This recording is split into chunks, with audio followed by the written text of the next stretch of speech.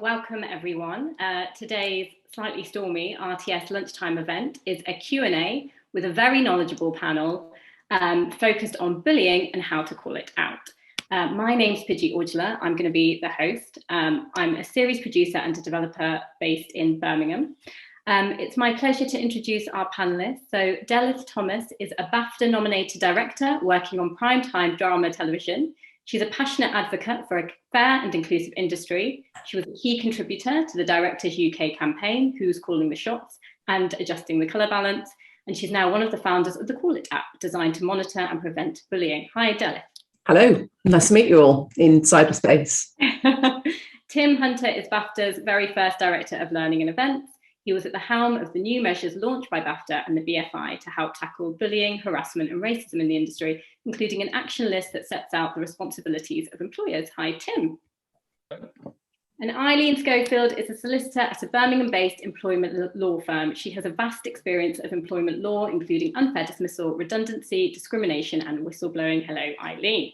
And I'm pleased to be able to say that all of our panelists are Brummies, born and bred. So to explain how the session works, it will be conversational. I'll start off by putting some questions to Delyth, Tim and Eileen. There is a Q, and then we'll do a 15-minute Q&A at the end. There is a Q&A box at the bottom of your screen. So when you think of a question, pop it in there, and then we'll try and answer as many as we can before the end of the session. So before the questions, I thought it was just worth mentioning that there was quite a sobering report done by the Film and TV charity that was released in the past few days. It found that 57% of respondents had experienced bullying, sexual or racial harassment or discrimination. 4 in 10 Black, Asian and minority ethnic respondents had experienced racial harassment or discrimination. 74% of disabled people have considered leaving the industry in the past year, and just 10% thought the industry is a mentally healthy place to work. So sadly, possibly not too much of a surprise for some of us, and still plenty more work to be done. So Eileen, starting with you on the basics. So when I was talking to Delyth about this, actually, I discovered that there's a lot of us that don't know the difference between bullying and harassment, and I include myself in that. I use that word quite interchangeably. So what is the difference? Can you clarify for us? I can. Thank you very much for inviting me here today. It's wonderful to be part of the panel. So there are significant differences, fundamental differences in the way in which people approach any complaint of bullying or harassment, or both. So from a legal perspective, bullying is the repetitive, intentional hurting of one person or group by another person or group, where the relationship involves an imbalance of power. It can happen face-to-face or online. So that's a defined term by reference to ACAS. Now, the significant difference with harassment is that that's aligned to an allegation of harassment is aligned to a protected characteristic under the Equality Act.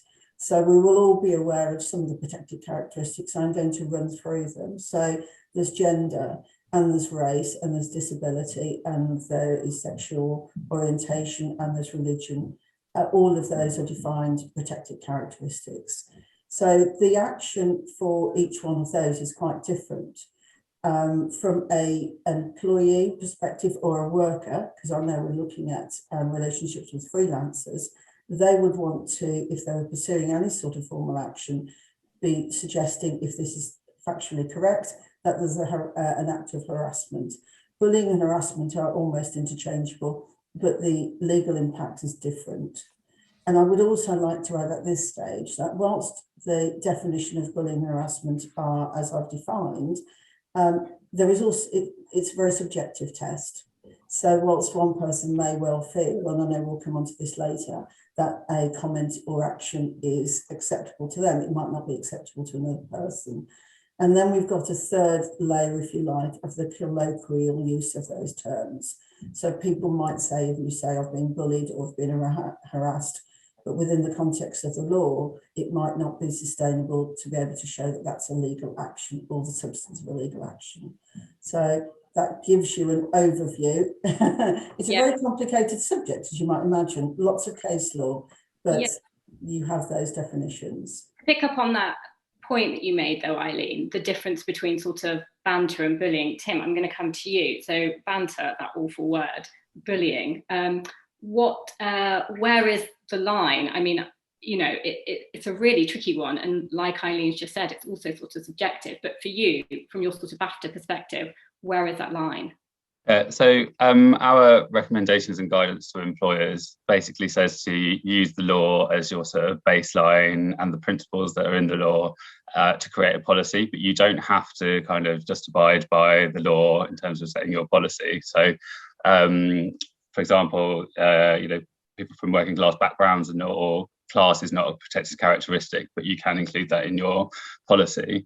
But the sort of spirit of the law, and Eileen, I'm sure you'll jump in if I'm getting this wrong, is that it's not about the actual acts. It's not about defining some behaviours are okay and some are not. It's the effects that it has on the person. So that's what you have to demonstrate. Is kind of it's not even the intention behind it. It's the effects that it has on that person. So it's different in different situations, and I think we all know some people will find certain jokes funny and some people will find them very offensive. And I think the law is very cleverly worded to allow for that difference. And Delyth, do you have anything to add to that? No, just one person's banter is another person's harassment. Yeah. And I mean, I've used banter as protection for many, many years. I can, give as good as I get because you've learned to. But equally, it's very interesting when you start looking at the distinction between what's legal, what's not legal, what's criminal, what's not criminal. They all come into play, and it is a tricky area. But there are some things that are fairly clear cut, and there's some things that aren't. So I think that brings us back round to you then, Eileen, because obviously banter, you don't have legal protection. Bullying, you do have legal protection. So I think actually getting that distinction right is really important, isn't it? Or sort of understanding whether it is bullying or whether it is banter. Yeah, and actually you're absolutely right in terms of that distinction. What I would say though is that whilst people might say a conversation or a comment or an action is part of a banter in an office or other workplace, then actually, that's just not acceptable in most occasions. It really isn't. So if people are saying, well, it's just a lot of banter, then that's glossing over the fact that people react to that in different ways.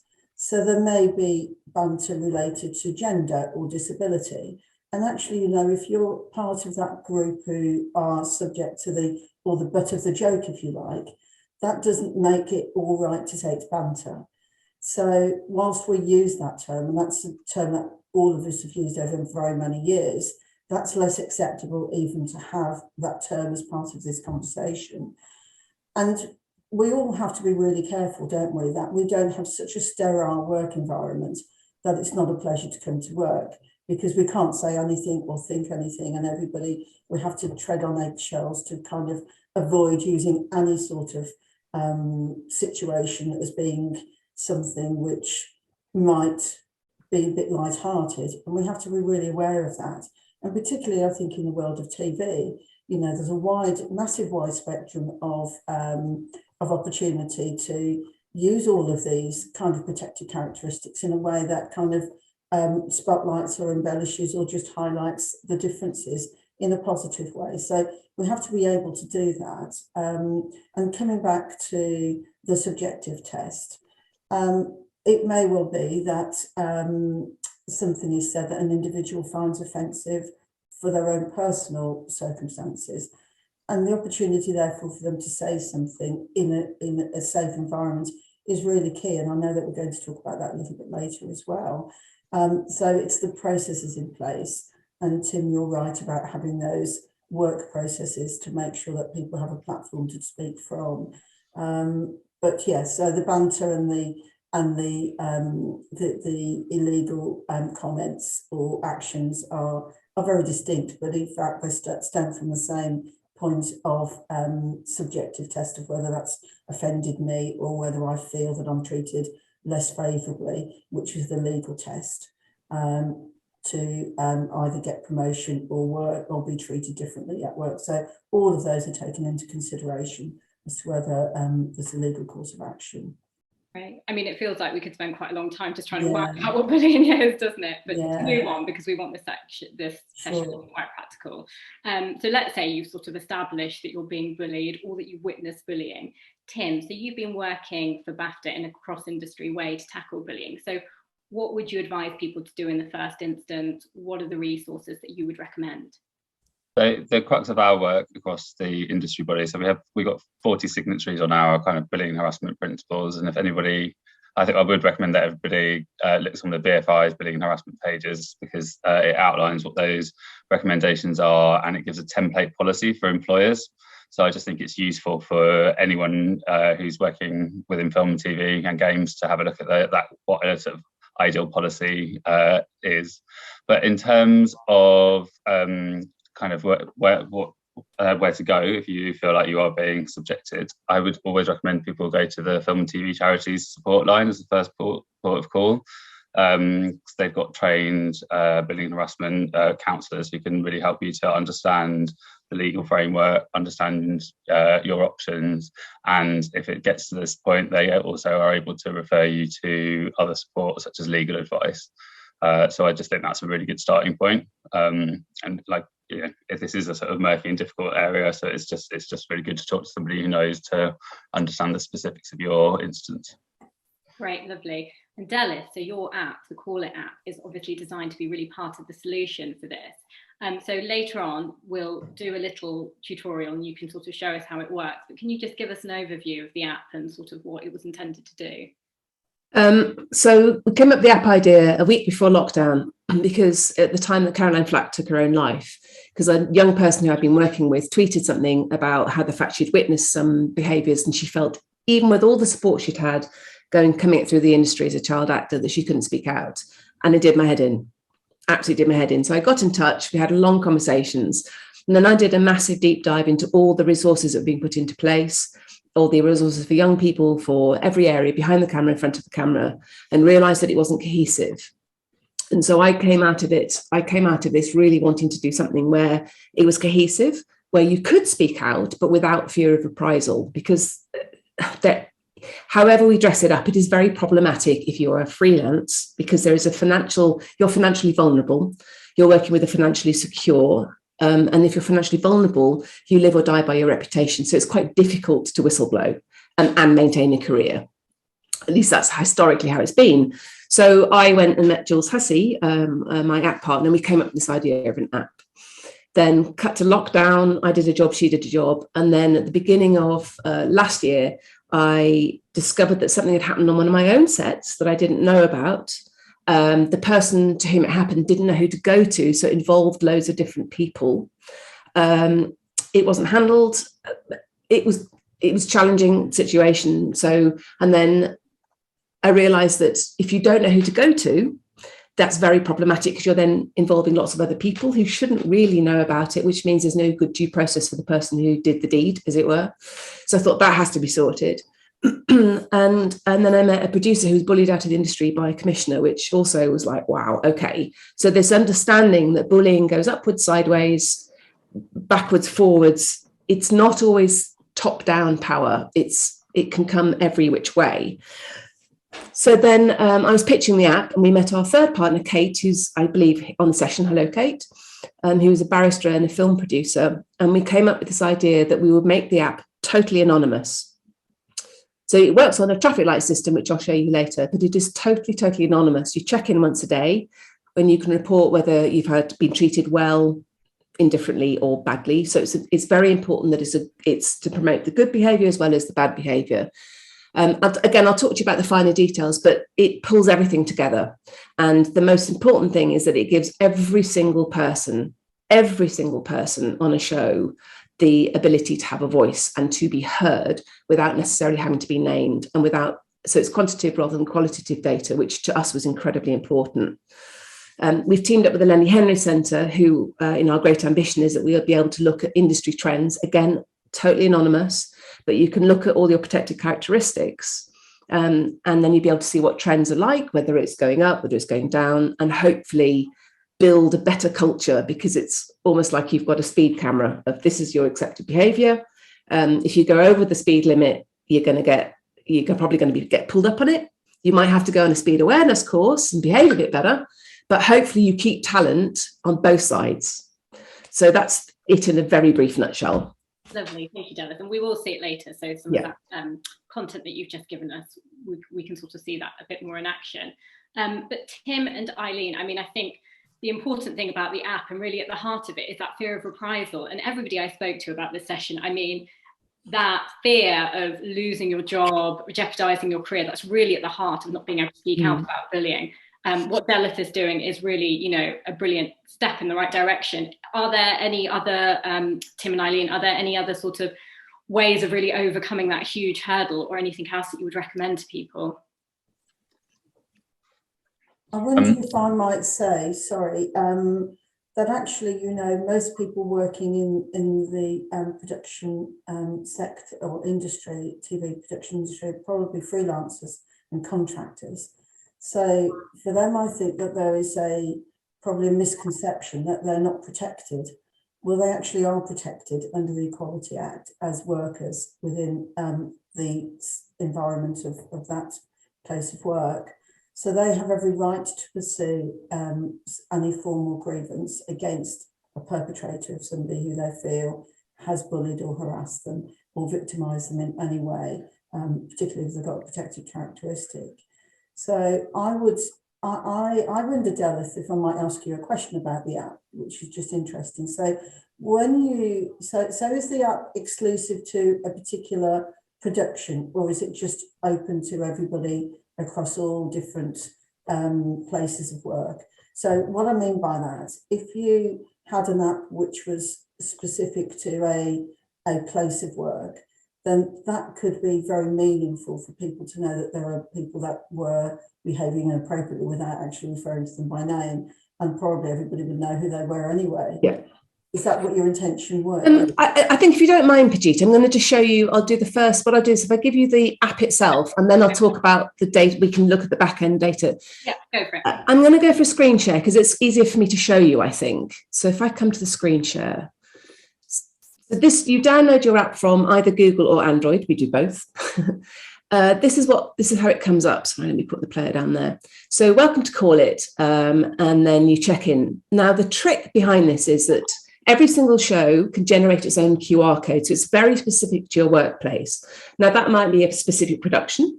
It could be, Eileen, you might have a QR code generically for the whole of your company. Yeah. And it might be per project. You could do multiple QR codes. But the idea is you scan a QR code here. So if I play, it's quite hard because it comes through very quickly, ping, and then it gives you your project. So this is a demo project. Then you get, so say you've got maybe in Eileen's company, you've got a QR code for the whole company. Bullying in my company. No, of course not. And a specific project which is outsourced, obviously. So you're going to, not in your company. Yeah. So what you would then do is say you're a worker who does dailies, because for daily people, it's particularly difficult to know who to go to. You get to pick which production you're on. So then I would check in on the demo project, and then it brings you to the traffic light system where you get overall how you treated at work today. This is a particularly important question, is how you were treated at work. It's not how you feel, because you might be on a night shoot and be really miserable because it's -2 degrees, but you're actually being treated really, really well. Producers got you lots of warm things. Everyone's being brilliant. Or it might be really terrible and there's no food and there's no heat and whatever. So it's how you treated at work. So that's the key. You click one of them, and then this is, have you experienced or witnessed bullying and harassment at work today? We decided to make them both together because of this, because of the lack of understanding of the distinction between the two. And in a way, it was more important to get the information about how you're treated. So say you then, again, very importantly, is anonymous. And I want to come to this difference between anonymity and confidentiality. This app is totally anonymous. We have no way of telling who scans a QR code. You can only check in once a day. But anyway, you go to say something you have witnessed or experienced something, you click on yes, and then you get the drop-down menu of the protected characteristics. So you can then click on any of those. and then again, you send that anonymously. Then this is the really important part, is because we felt that it's very important to have all that data, but equally, we want to be able to signpost the user to immediate help. And even when you've clicked in once a day to do your traffic light, you can always access the help. That's very important to know. So it gives you a contact with your employer. So you go who to write to, whether that's head of HR, if you've got a distribution company like Banijay, or your producer, if it's your producer. Then you also get access to the policies that you were talking about, Tim. And on our website, on the Call It website, we actually have a template policy, which you can use it's called the Dignity at Work policy. And then lastly, what we've done is, you'll see on this one, you'll find external help and advice, which brings together all the industry resources. Very important to understand that if you go out and you tell your employer, we take you to someone with whom you can speak confidentially, but you lose your anonymity at that point. In app, everything is anonymous. So if you click on, play, there you go. And then if you click, so this would bring you to our website, which gives you, as you can see, all these resources. So it's pretty much everything we can find, and of course, police and Samaritans, because that's very important if something very major and criminal has happened. That is the app in a nutshell. And I can come to the back end and how the data is disseminated later, but that's it. As I said, it is totally confidential. It's totally anonymous. And that's very, very important, because it means your voice is heard. You could be delivering the ice cream for lunch and have a terrible experience. You know who to go to, you know how to report, your voice is heard. You might be a daily and do 3 days out of the 40-day shoot. You can get heard. You can be in post-production, because people tend to forget about post. There's a lot of people doing post-production. They also get heard. That's us, that's our app, and it is for absolutely everybody. Thank you. Thanks so much, Delyth. That's really useful to see. I'm going to move on a little bit, just because we've still got plenty to get through.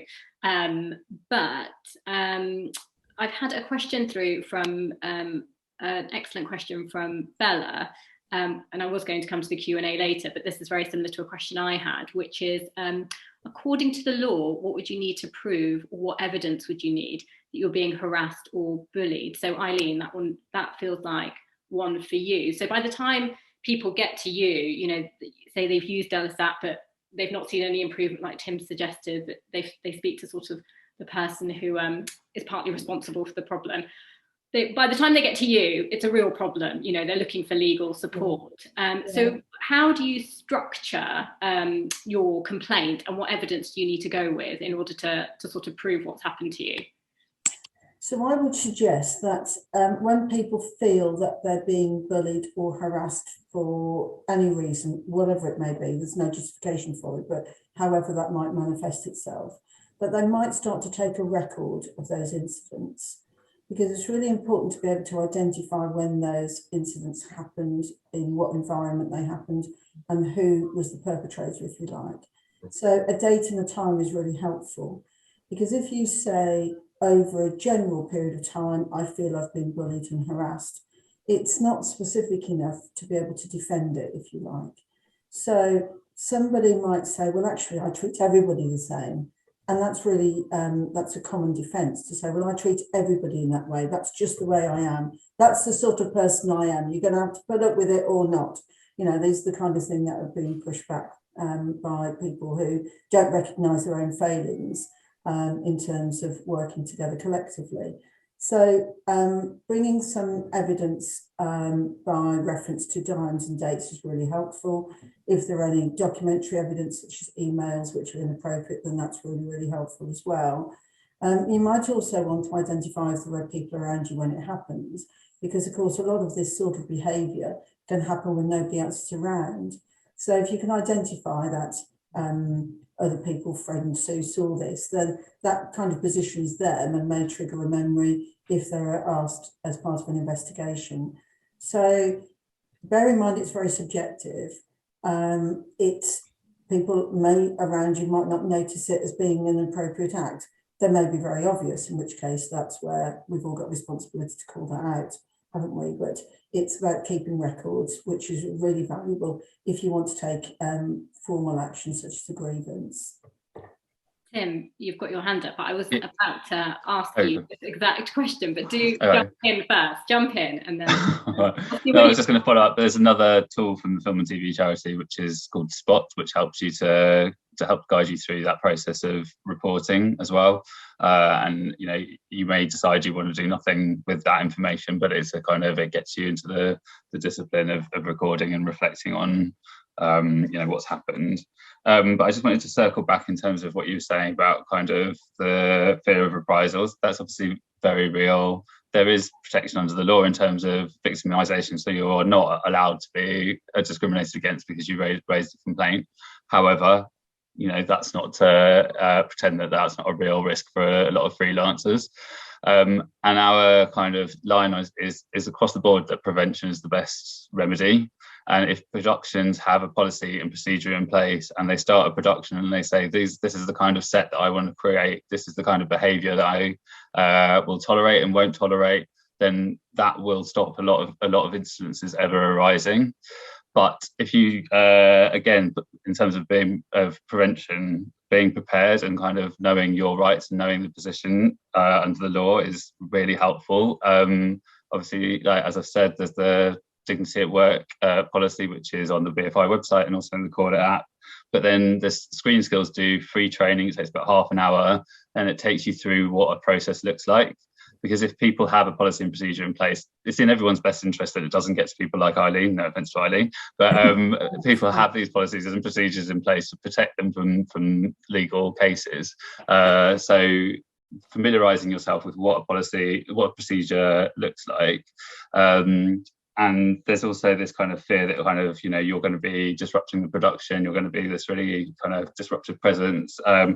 But one of the things that we advise is that you're thinking about what you want to see as a consequence, and that if you are reporting it, you say, these are the things that I would like to happen, whether it's training, whether it's an apology, just so that makes it more tangible and real for the people that you're complaining to, so that they see what the ideal outcome is from your point of view, and that then will give them more confidence in actually tackling it, because we all know a lot of employers will put their heads in the sand and not deal with it for fear of what it might turn into.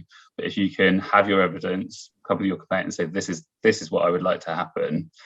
The couple more things in terms of this is, if you feel able, I think asking people what their policy and procedure is and where it is before you take in employment.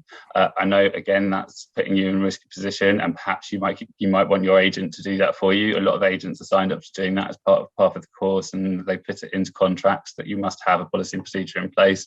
Ask your agent to do that and have that conversation on your behalf. And then finally, membership organisations will support you. BEC2 is the obvious one. If you're not a member of BEC2, you can become a member and join. You can even join when you're, although they already won't thank me for saying this, you can join if you feel like you need that extra support, but they prefer people to be members beforehand. And organisations like BAFTA, we can and have kind of supported people with raising complaints to their employer, and that extra sort of protection of a membership organisation really goes a long way. And obviously there are all the guilds and that kind of promoting that collective action. That's one of the biggest safeguards for, any kind of mistreatment. But there is anecdotal evidence to suggest that there are certain crafts and grades which are less likely to be bullied, and those tend to be the ones that have that kind of social cohesion and will stick together. If you mess with one of us, you're messing with all of us kind of attitude. I know that probably sounds very glib and kind of easy for me to say, but there is no one measure, and sort of pushing forward on all of these fronts, I think, is really the only way that we're going to have cultural change.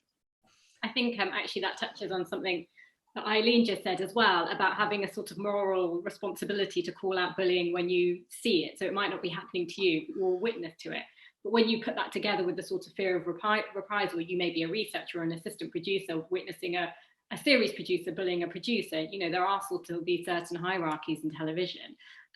So, I mean, would you agree with that point, Delyth and Tim, that you feel like people do have that responsibility to call bullying out, whether it's happening to them or whether they're a witness to it? I'll start with you, Delyth. I still think it's really difficult, because in the sense if you're one of the financially vulnerable, and I keep using this term because it's really important to understand that, and especially if you're doing dailies or you're on a short contract or you're not part of the main body of the shoot, the wider industry or the wider periphery of a show is where a lot of the problems happen. It's not always on your shoot. And whilst there's some very good things happening, very forward focus on this one specific area of our industry, it has to be wider. So I would envisage, for example, the app, you could use it for, as if you're an actor and you go into a casting session and something terrible happens, you know who to go to, even if you don't get the part. As we know from the Noel Clarke thing, that things like that were happening. Now, no amount of safeguarding officers or wellbeing officers or whoever they are, which are excellent, but no amount of those are going to help the people on the sidelines. And so, and the other thing I want to talk about a little bit is about trust. It's about how we build the trust that bridges us as freelancers to get us to a position where we can speak out without fear of reprisal, and where if somebody is behaving badly in bullying, gets to understand that they do get to amend their behaviour and we keep the talent. And at the moment, there's still a bit of a push me pull you about how we build that trust. And I'm hoping the app can be part of that solution. Tim. Yeah. I mean, I would say kind of, again, it's easier said than done to kind of call out other people's behaviour on other people's behalf. But I think if you can practice a form of words where, like, if it's somebody at your level that's behaving badly towards somebody else, you know, I like to say, well, I like to use the kind of the form of words of, you know, you didn't have to speak in that way, you know, and try and do it in a sympathetic way. So if I know, you know, are you stressed? Is something going on? Like, I noticed that you spoke to that person in a particular way. Like, those are the sort of things that I think if you sort of practice and have them in your pocket, it will just set the tone that kind of, you know, there's a different culture as expected on set. Lovely, yeah. And Eileen, is there, I mean, this feels like quite an obvious question, but is there power in numbers? So is 5 people reporting something, you know, much more significant than 1 person reporting something, or is that not legally, does that make no difference? Oh, it supports the proposition that there is bullying or harassment in that situation. And even if somebody isn't subjected to it personally or feels that they personally have been bullied or harassed, then the fact that they've reported it to an HR division or department has relevance, absolutely. Or if a number of people are being bullied, then there's a cultural issue in that particular workplace that would need to be addressed. So that's where the training comes in, and you've talked about the training and you've talked about the platforms that people can have a little bit more understanding about what the boundaries of acceptable behaviour are. And I think we're all becoming more familiar with what's acceptable. People are a lot more prepared to speak out, to have a voice, and that's supported. And there's a lot of historical issues that have triggered that. And I think really actually COVID, for all its faults, has enabled people to feel that they have got a stronger voice.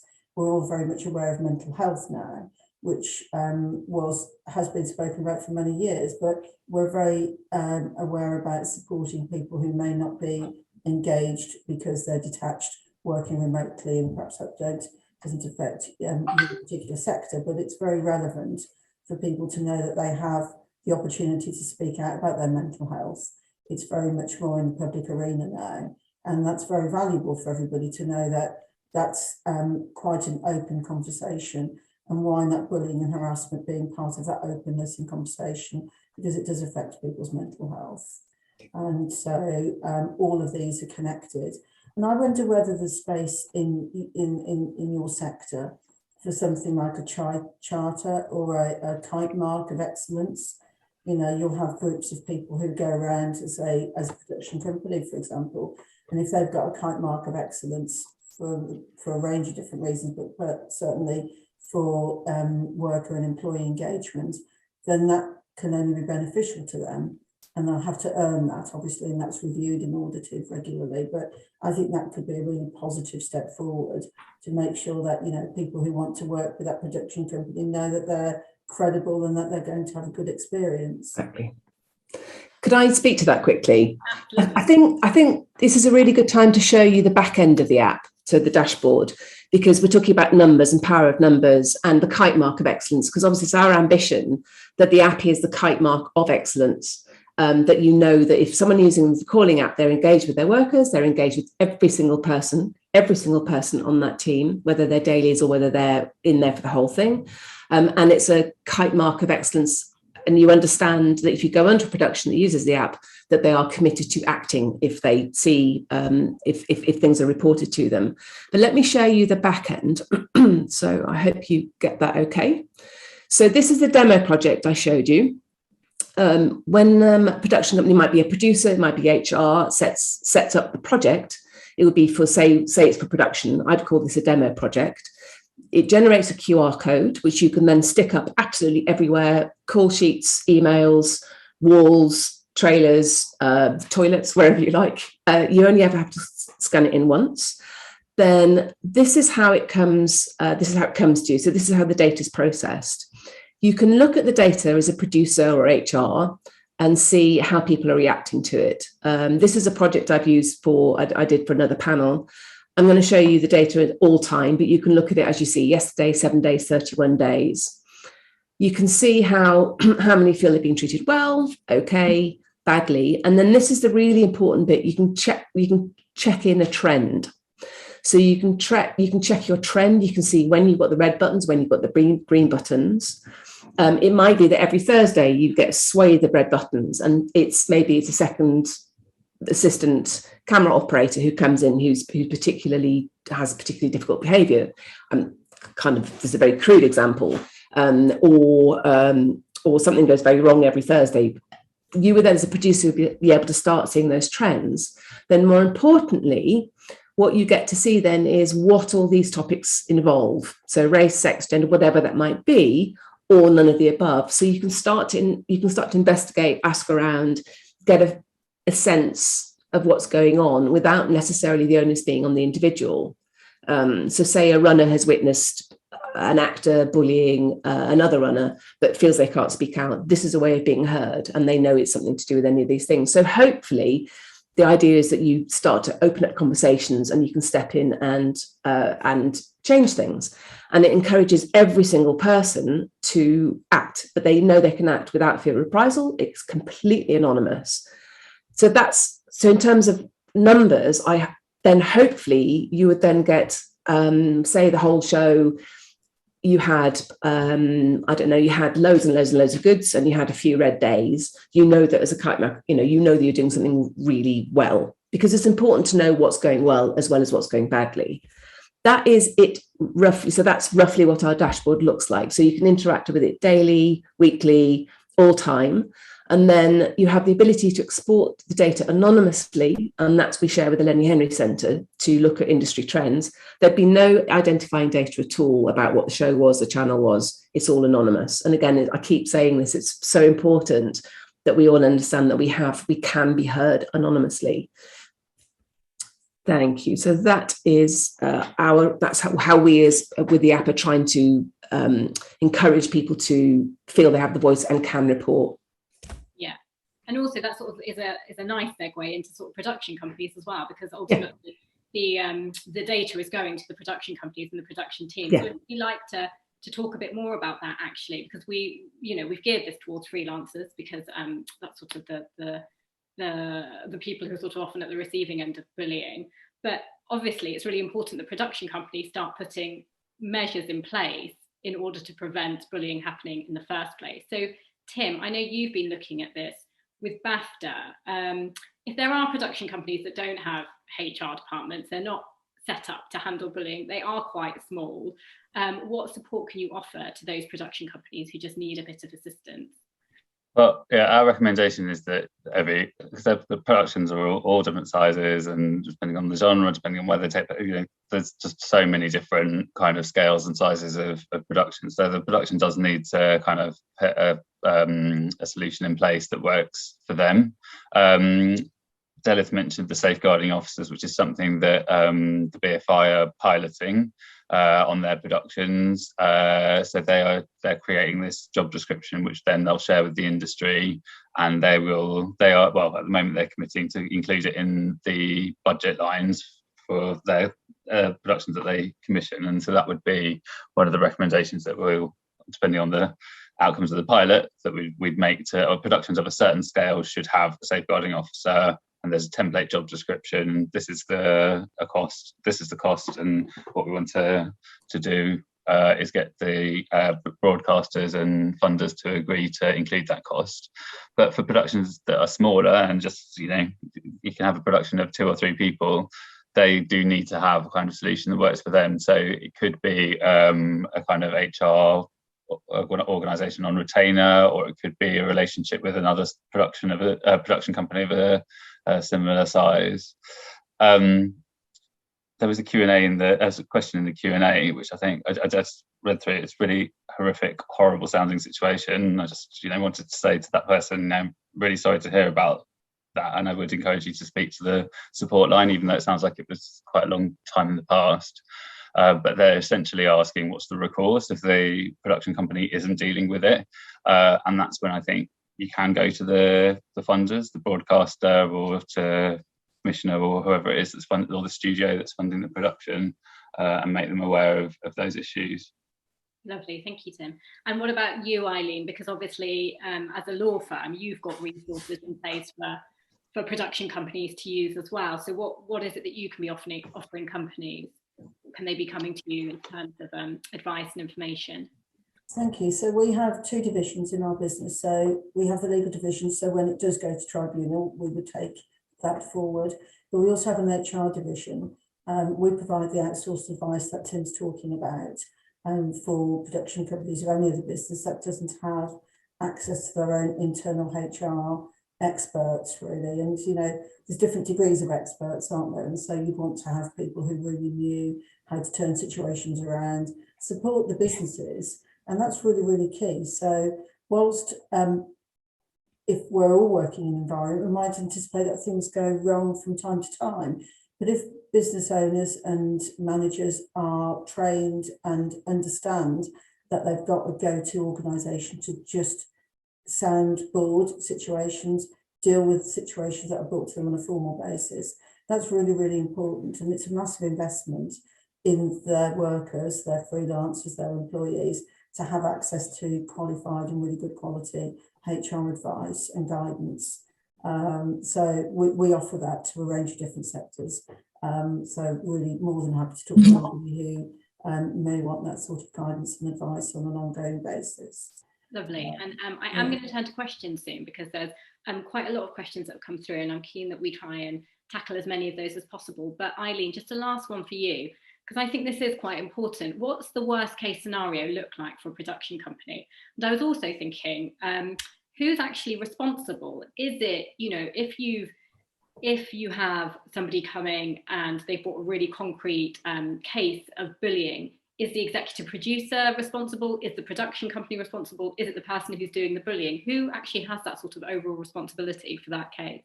That's a really good question. So it's identifying who is the company engaging those people who might be perpetrators.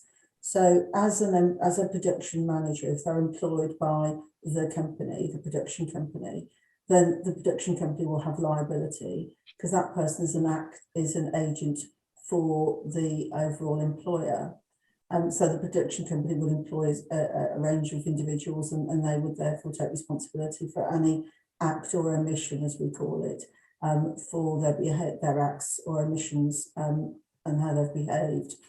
If it's a really serious case, then the individual might be named, if it does go to a formal tribunal process, they could be named as a co-respondent. So that individual, the liability probably would be separated from the liability of the production company, subject to what the allegation was. So sometimes the employer will, if there's no conflict, they will support the manager who's the perpetrator and who the allegation is against. But if it's entirely serious and there's a conflict, then that person can have personal liability, and the awards can be pretty high. You've read a lot about awards in the press, haven't you? But the awards can be somewhere from 10 to 15 to 50,000 on an injury to feelings. So that's a lot of money for individuals to find, let alone production companies. So all of that needs to be taken into account. So prevention, as we've said, is better than cure. So let's get people trained up, let's get people understanding what the boundaries are, and an opportunity for people to call this out or to raise it at an early stage. So nip it in the bud, really, and get that dealt with, and so it doesn't escalate and become a big issue and affects the whole production company and what they've invested in. Great, thank you. And just keeping you on the spot for a bit longer, Eileen, there's quite a specific question that's come through. If people are working through limited companies on loan out contracts in this instance, would a freelancer still be considered a worker? I don't fully understand that question, but I'm sure it means more to you. Well, it does, and yes is the answer, because if they're working in an environment where they are providing a service, then they're protected as a worker. And there's a whole range of different, the gig economy has got a lot of different working arrangements. So they would be protected under that umbrella term. Lovely. And we've got a question here, which is, what role does training play in raising awareness of these issues? Is there a skill shortage in this regard? We did have a little pre-chat about this, actually. Delyth, do you want to take this one? And then Tim, it'd be lovely to hear what you've got to say as well. It comes back to trust again, and in terms of, you would hope that your employers, whether they're the people on the ground, I'm going to talk about my industry, but whether they're producers in post-production and in production and pre-production across, and I'm going to talk a lot about every area of production because there's too much talk about shoots. It's across everything. It's post-production as well. You would hope that eventually, I think we have great ambitions to go global, yay, and make it very meaningful. But equally, it would be amazing if we can offer training in terms of how to manage conflict and how to step in and manage all that. So whenever you are a producer or in a person of power, whoever that person is, whether it's the producer, the executive producer, the wellbeing officer, whoever that is, that they are trained in how to deal with conflict. I mean, bouncers get trained. So it seems to me like a very sensible idea that we have training in all those areas as well.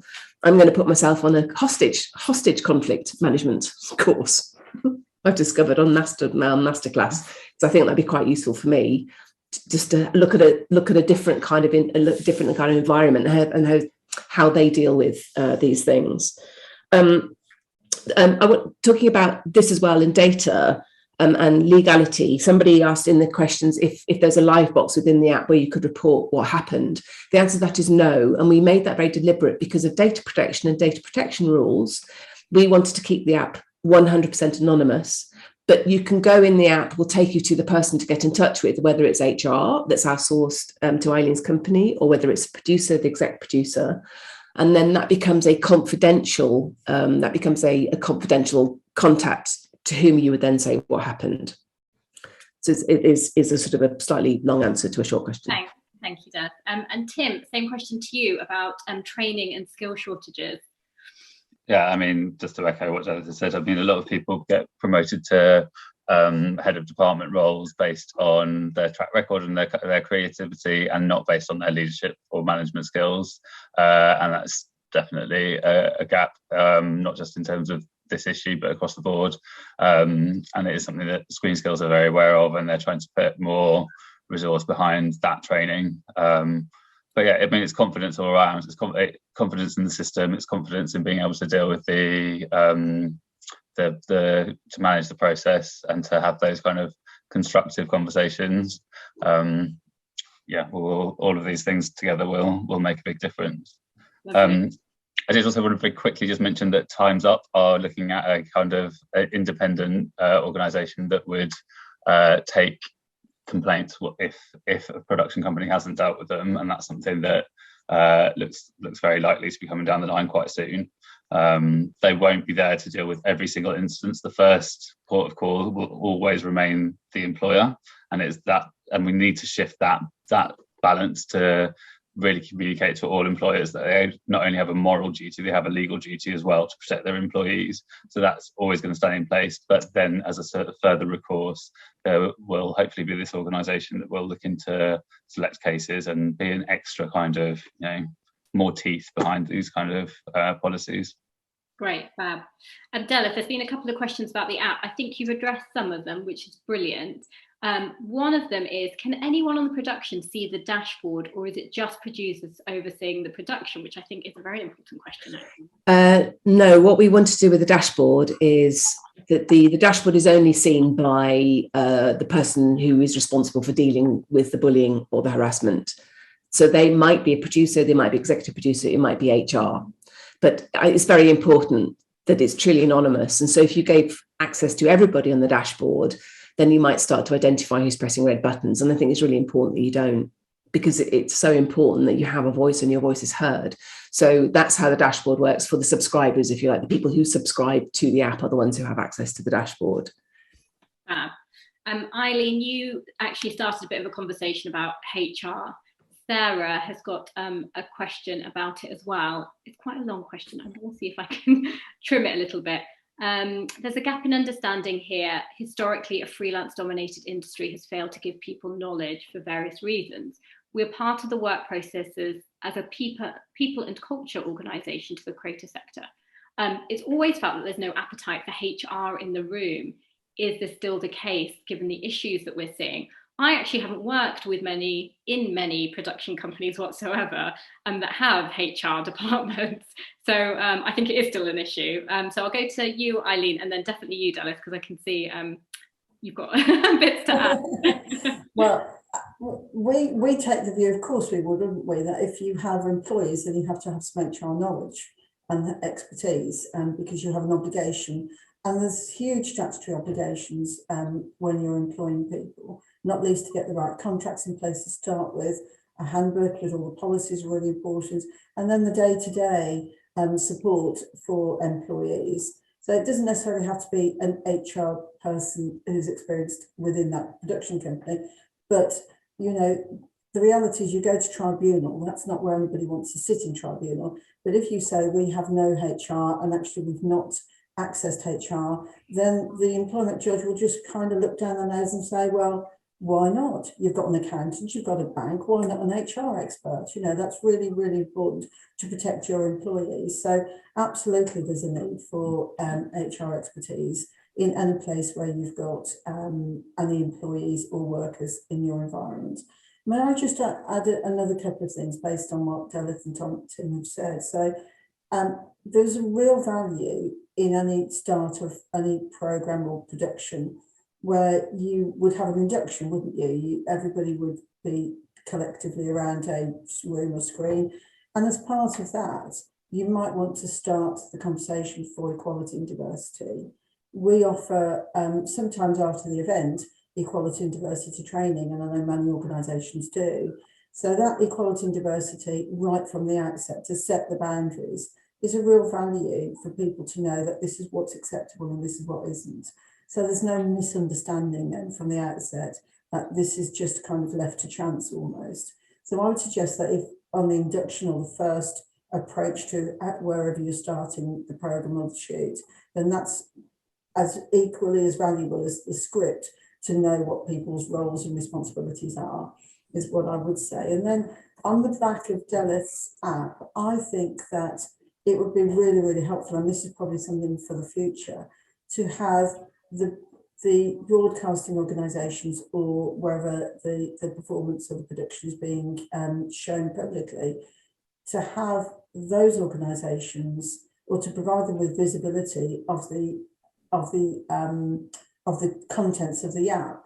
So if hopefully they could be educated in due course to ask for that question, say, can I see what the criteria is for this particular shoot, and how that production company has performed by reference to the participants in the workers or the people who are employed for that production. And I'd really love to see that as part of that accountability process, so that the app becomes relevant as part of the tendering process, if you like, to say, well, we want to see this by the people who've invested in that production, and so that there's a monitoring. because I fear that if you leave it to the production company, who have lots of things that they've got to deal with on a day-by-day basis and not necessarily looking after the well-being of the workers who don't say anything to them directly, then they might overlook the contents of the app and just, if it's a really bad news story, they might not want to share it. So I think it's the sharing of it that's going to be the value. Thank you. We'd love that. We're still at the beginning of the journey. So we met our third partner in April, and we built the app over the summer, and it's now out and it's in pilot phase. So that's where we're at with it. Just so you all know, it's not quite on the open market, but end of next month. Exciting. Very. The HR. I'm just going to speak as me as a director now, not so much as about the app. I've been in the industry a amount of years. I've had 2 HR meetings in my whole career. 2. And there is a huge amount of work to be done by the industry for us as freelancers to perceive HR as being anything other than the people who protect the company and not us. And it's coming. It is definitely going in the right direction. But there's a lot of, the industry is going to have to put a lot of work into that one. Yeah. And unfortunately, to support. but it's coming, and that's why I sort of feel very positive about it. It's all coming and it is shifting, but there is still that okay, what is HR? Well, it ain't for me, because it's never has been historically. We don't have that historically in our arsenal as freelance workers. We haven't. So there's a little bit of training of us as well. And to speak to your point, Eileen, about the induction, is brilliant, absolutely, and we are seeing that happening more and more. Unfortunately, what it doesn't do is it doesn't capture everybody in post-production or in it doesn't all your dailies, and so many suppliers don't come in to the core thing, as it were. So there's a little bit of outreach to be done about how we might include everybody, even those people who come in for a day or 2 days. So there's a little bit of thought to be put into that one. Sure. Yeah. From our perspective, I think. Yeah. Excellent, thank you both. I think we've just got time for one more question. So this one comes from Richard. It's quite specific. It's also quite long, so bear with me, but I think it is worth just going through it. So I recently did a job which was a US-UK co-pro. One of the British on-screen presenters had a known track record as a bully. Under the Respect at Work Charter, I, as the director, alongside the SP and the I can't read that, but I assume it means safeguarding meetings, and developed a protocol under our production risk assessment. I read out the Respect at Work Charter on location before filming. I mean, all of this sounds brilliant. All went well with the presenter. Unfortunately, also on the shoot was a second presenter who was in advance not known to have bullying behaviour and contracted by the US broadcaster. So no such charter existed for them. We hadn't gone through the same protocols. I had to manage the behaviour towards the rest of the crew, but felt much less assured of where I stood with the US law, even though it was the same production company. So where do I stand? I mean, I suppose it just sounds like Richard did absolutely everything he was meant to do, and then some curveball was thrown at him. And in this case, it was to do with, US law, but, equally, somebody else could have been brought into the mix at a later stage, and you sort of hadn't gone through the same processes with him. I don't know who wants to tackle that one. Tim, do you want to have a go? Well, I mean, the US law is a whole other, and you have federal law, you have state law. It's bewildering, and they don't have an equivalent of the Equalities Act as far as I'm aware. But what I would say is that if production has a policy in place, then that should operate within whichever legal framework they're operating in. So, again, the law is sort of the backstop. It's the kind of where you go once that policy and procedure has failed. So, yeah, I mean, it does sound like you did a really, really great job and you did all the right things. But I think if the production company has a policy in place, then that's what should be adhered to. And then the law is there just to back it up and give it extra teeth. Yeah. Would you agree with that, Eileen? 100%.